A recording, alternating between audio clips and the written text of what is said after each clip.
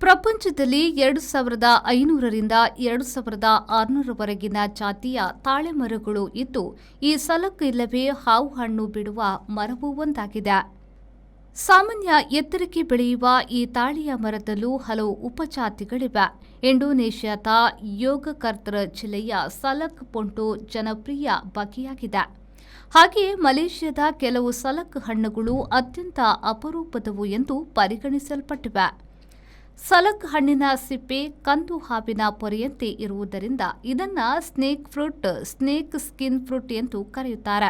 ಉಳಿದಂತೆ ಇದಕ್ಕೂ ಹಾವಿಗೂ ಏನೂ ಸಂಬಂಧವಿಲ್ಲ.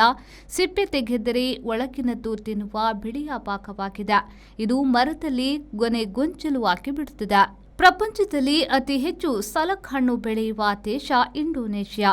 ಇಡೀ ದೇಶದಲ್ಲಿ ಬೆಳೆದರೂ ಜಾವಾ, ಸುಮತ್ರಾ, ಯೋಗಕರ್ತರ್ ಜಿಲ್ಲೆಯ ವಿಶೇಷ. ಬಾಲಿಯ ಸಲಕ್ ಬಗೆಗೆ ಧಾರ್ಮಿಕ ಮಹತ್ವವಿದೆ. ಇಂಡೋನೇಷ್ಯಾ ಬಿಟ್ಟರೆ ಥಾಯ್ಲೆಂಡ್, ಮಲೇಷ್ಯಾ ಪ್ರಮುಖ ಸಲಕ್ ಬೆಳೆಯುವ ದೇಶಗಳು. ಉಳಿದಂತೆ ವಿಯೆಟ್ನಾಂ, ಫಿಲಿಪೀನ್ಸ್, ಬೋರ್ನಿಯೋ, ಚೀನಾ ಮೊದಲಾದ ಕಡೆ ಕೂಡ ಬೆಳೆಯುವರು.